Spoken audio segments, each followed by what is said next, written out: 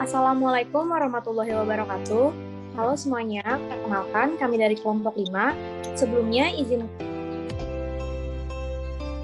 saya memperkenalkan anggota kelompok saya, yaitu ada Regina Alam, ada Fabi, kemudian Pratiwi Nur Absyari, Putri Novitasari, dan saya sendiri, Jasmine Zikri. Nah, di sini kami akan menjelaskan mengenai analisa fenomena VUCA pada PT Nestle. Nah, apa itu fenomena VUCA? Fenomena VUCA ini merupakan fenomena yang tidak bisa kita hindari, karena VUCA ini menggambarkan sifat dari beberapa kondisi dan situasi yang sulit. Nah, biasanya VUCA ini dikaitkan dengan ketidakpastian di masa depan. Nah, VUCA sendiri merupakan singkatan dari volatility, uncertainty, complexity, dan ambiguity. Nah, pada perusahaan besar seperti Nestle, tentu saja pernah atau akan menghadapi fenomena seperti ini. Jadi, di sini kami akan membahas mengenai fenomena VUCA dan bagaimana sih PT Nestle menghadapinya. Volatility merupakan kecenderungan untuk berubah dari satu keadaan ke keadaan lain.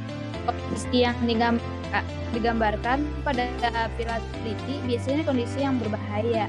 Pada Nestle juga berhadapan pada keadaan di mana dalam pengembangan produk PT Nestle juga menggunakan pendekatan teknis 10/40 plus. Pendekatan ini menekankan produk yang diproduksi harus melalui proses uji rasa dengan minimum 60% konsumen memilih produk tersebut dibandingkan produk yang dikeluarkan oleh pesaing terdekat. Produk Nestle harus memiliki nilai gizi yang lebih. Produk yang tidak lulus uji rasa kemudian diformulasikan kembali hingga berhasil memenuhi konsep 60/40 plus tersebut. Penetapan nutrition foundation, Nestle mampu menetapkan formulasi nutrisi untuk menjaga kestabilan peminatan pasar, memenuhi permintaan pasar. Dengan banyaknya permintaan, Nestle mampu untuk berusaha memenuhi pasarnya. Selanjutnya uncertainty. Jika kita pahami, uncertainty ini adalah suatu hal yang mengacu pada ketidakpastian yang diakibatkan oleh kekurangannya informasi yang spesifik. Hal ini dapat dihindari bagaimana cara kita menjawab suatu pertanyaan yang spesifik. Misal, dengan persaingan pasar yang kuat, dan baru-baru ini diterpa isu ditemukan zat adiktif. Hal tersebut tentunya sangat berpengaruh pada produk yang telah dipasarkan. Dan hal ini telah terbukti di India dengan turunnya pemasaran produk Nestle. Dengan begitu, terdapat perubahan yang dilakukan oleh pekerja Nestle agar produknya kembali menjadi produk dengan nama baik lagi, dan isu yang ada menjadi hilang. Sehingga Nestle ini banyak membuat cerita atau kesan baik dari brandnya.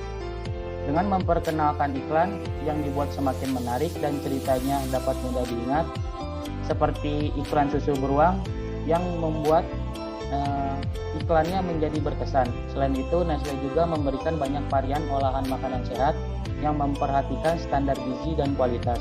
Jadi walaupun diterpa isu miring seperti yang tadi disampaikan, Nestle dapat membuktikan dari segi jaminan dan kualitas. Nah, kemudian saya akan menjelaskan complexity. Nah, complexity ini mengacu pada jumlah komponen dan hubungan antar komponennya. Nah, penggunaan kompleksitas oleh orang awam ini yang normal biasanya cenderung terlalu menyederhanakan ruang lingkup masalah praktis yang dihadapi para pemimpin dalam organisasi. Nah, ini contoh kompleksitas yang dihadapi oleh PT Nestle. Yang pertama ada inovasi dan renovasi yang berkesinambungan melalui proses riset yang dilakukan secara terus-menerus. Nah, kemudian dari struktur merek juga, Nestle ini memiliki banyak merek di bawah kelompok payung yang sama, sehingga mengelola merek individu dalam jumlah besar dapat menciptakan konflik kepentingan. Nah, dari analisis strateginya, Nestle ini telah menjalin kemitraan dengan sejumlah perusahaan besar, seperti Coca-Cola dan beberapa lainnya. Dan Nestle ini juga membuka pintu peluang bagi perusahaan. Nah, ini adalah salah satu pemegang saham utama L'Oreal. perusahaan kosmetik terbesar di dunia. Jadi, bermitra dengan raksasa makanan lain akan membantu perusahaan dalam pertumbuhan lebih lanjut. Di sini ada ambiguity. Ambiguity mengacu kepada banyak atau tidak tetapnya dalam ambiguitas yang menjadi salah satu penyebab stresnya dalam bekerja di organisasi yang amat baik, karena gangguan yang disyaratkan oleh ambiguitas tidak adalah ketidaknyamanan, dan ada beberapa orang yang cenderung menghindari, meminimalisir tentang ambiguitas. Nah, ambiguitas juga menimbulkan banyak pertanyaan dalam perusahaan, seperti peningkatan pesat konsumen di era pandemi. Kenapa di masa pandemi saja produk Nestle ini melambung tinggi? Dan juga adanya juga harga akomodasi. Nah, dalam beberapa negara akomodasi menjadi kelemahan Nestle.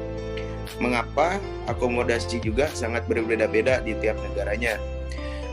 Karena ia memiliki dampak yang berbeda-beda, dan kenapa sampai saat ini menjadi kelemahan padahal hanya ada di beberapa daerah.